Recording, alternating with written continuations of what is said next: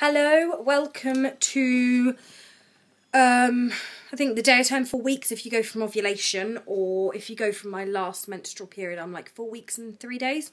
I don't know. We'll find out when we get a scan in 7,000 years from now, because you don't get scans early in England like you do in America. My cat is also right here, so if he comes into the screen or something, you know, or I go down or ow, it's because he's clawing my leg. So I thought I'd go over what we did differently this month, symptoms I had, what DPO and symptoms I've had since finding out I'm pregnant, if anyone is interested. Sort of a third week of pregnancy vlog, you know, reviewing previous couple of weeks. So, as most of you know, I did soy isoflavins from cycles days 2 till 6 because I'm breastfeeding. And it has sort of messed up because I'm still breastfeeding. It's sort of, my ovulation's a bit off. So I was recommended to try soy isoflavin, so that's what I did. Also, I had like dairy every day. That's supposed to help, and this is the first time I've done it. So I did do that. I took a bit of dairy every day. Now, I'm not really into dairy ice cream, so I've been eating yogurts, and I've really quite enjoyed that. Yogurts with fruit. So I would recommend that. I don't know if it helped or if it's coincidence, but who knows. Also, we used pre-seed during inseminations. I actually upped the amount from 2 grams to 3, so I don't know if that helped. I did use an Instead cup on the second day of insems because I knew I needed to get up for something after about half an hour or so, so I put an Instead cup in. But the first day I didn't. And that's about it, really. I just did my normal insems technique. If you're interested on how I did insems and what I recommend for doing at-home inseminations, there is a video I've done. If you look it up under Lumpty Dums for at-home inseminations, cat hair flying, then I do a video, and it's very TMI. So if you're not into that, just don't tune into any of my videos, actually, because I am just TMI. So, right, there we go. I didn't really get anything for the first 2 stays. 3 DPO, I suddenly became very sensitive to smells. Now, that could just be because the cold was wearing off and I could finally breathe through my nose. Or I can't particularly at the minute, but I did manage to start breathing through my nose. And I was sitting there and I could smell the bin. I was like, I can smell that bin. I need to empty it. And I was gagging, so my husband did it, and I could smell his feet. But then his feet do stink to high heaven. And I got a headache, so that was about it. But he did look at me and was like, how many days past ovulation are you? I was like, 3, so it's too early for pregnancy symptoms. He's like, alright.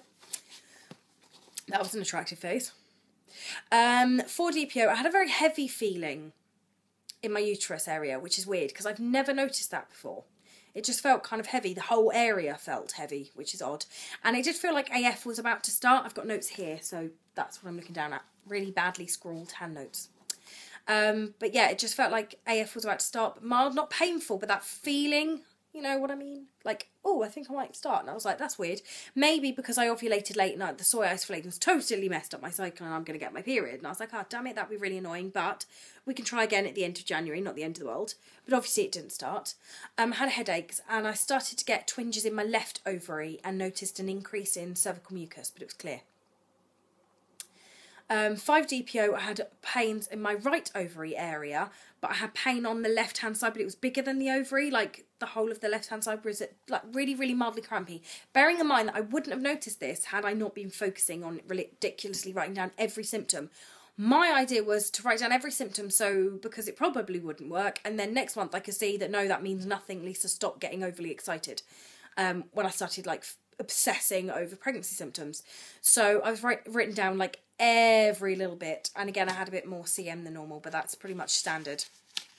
But not masses, and with George I had masses. I thought my husband had been doing the dirty and I had an STD because there was so much of it, but apparently it was a sign. 6 DPO, had the full feeling again, a mild period ache, not cramps, but aching. I had another headache, I had cramps on the right hand side, but cramps on my left ovary area, and I felt very bloated, which was weird, but I genuinely, like, the whole of me was very bloated. 7 DPO, I had the period like cramps again and backache again, and cramps by both my ovaries, not at the same time, just on and off throughout the day, but that was about it. 8 DPO, right ovary ache, the heavy feeling again. I started to get acid reflux and my bloatedness got worse. Yet another headache, and that was the first day I felt tired, but Edith had been a bit of a madam the night before. I also had tingling nipples, which is a bit weird, and the lower backache again. I literally wrote down, I'm not kidding when I say I wrote down everything, I wrote down everything. 9 DPO, the period feeling again, lower backache with it, which is normal. My temperature dropped and I thought that's it, it's game over, because my temps dropped this morning. But then I had a dark OPK in the evening and very unsubtly asked for a friend on my Facebook. It was for me. That whether that was a sign or not, because that was the only odd thing, and then people were like, no, it's not. So I was like, okay, never mind. And then the morning of 10 DPO obviously got RBFP, which completely shocked me because I really genuinely thought, game over. I've even written on my notes, game over, I'm, out for this month, never mind. So yeah, I was really, really, really shocked. And that day I had like period cramps again and backache, and I had spotting in that evening, which I mentioned in the previous video, which worried me a little bit, but I haven't had any signs since. So I'm, wagering guess at implantation bleeding. Since I do seem to have a lot of bloating, I keep having like ovarian pains. It just changes side every now and then. I do have an increase in CM. I've had a headache nearly every day. I am still sensitive to smell. I'm still exhausted. But, why? So tiny, guys. Oh, flaring nostrils. I hate that because my nostrils go. I look very stern. It's really unattractive. Food aversions. I'm getting, and it's got to be psychological because there's no way I could be getting that at like 4 weeks pregnant. There's just no way. I've never had food aversions or sickness or anything until 6 weeks at all. But I look in the cupboard and I just think, I can't eat that. And the thought of making myself eat it, but no, just can't eat it. No. All I want to eat at the minute is fruit, yoghurt, noodles and cheesecake.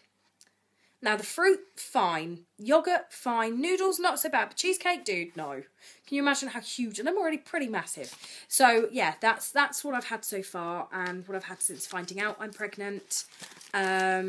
Nothing overly exciting, nothing major. And a lot of it is probably just because I was overthinking it. I don't mean that they were definite symptoms. They're just literally every last detail of what I've had since doing insems last month.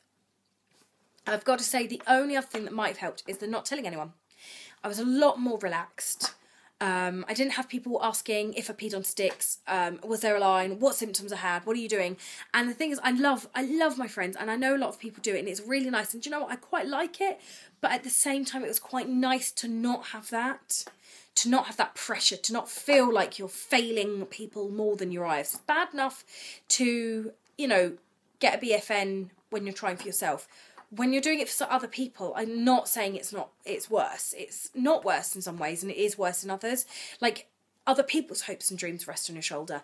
And then you're letting other people down that follow you on Facebook and whatever, and they're all, like, disappointed for you, and it's just, the pressure! So it was quite nice to just take a month off. So I would say to people, just take a month off. You don't have to necessarily lie. Just take a month off. Don't talk about it. Even if you're actively trying and you're doing everything yourself, you don't necessarily have to share everything with people and have that pressure from people. And that I'm not being stupid enough to say that just relax and it'll happen. It won't bloody just happen. Like, for me, as a surrogate, it's not just gonna happen if I don't do anything. I have to do insems. For people with PCOS, you have to take your Femera or your Metformin or your Clomid. You have to do stuff. You can't just sit there and it's not going to magically happen. Yes, it does for some, and, good for them. But I am not meaning to be dismissive of all the effort, because it's so hard to get pregnant for some people. And I'm not being dismissive of that. But not having to worry about making vlogs or reporting to people or loading pictures can be quite refreshing. So for that reason, I'd say just take a month off of the pressure that you put on yourself. No one else is putting pressure on me. I'm putting pressure on me when I do vlogs. I'm the one that's overthinking it. And it was nicer to just do it internally. Become a mental case. Wait, I'm already a mental case. But you know what I mean. It was quite refreshing. So I'd recommend that.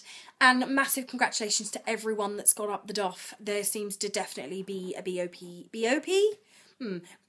BFP explosion recently. So yay for that. I'll catch you later. Oh, no I won't.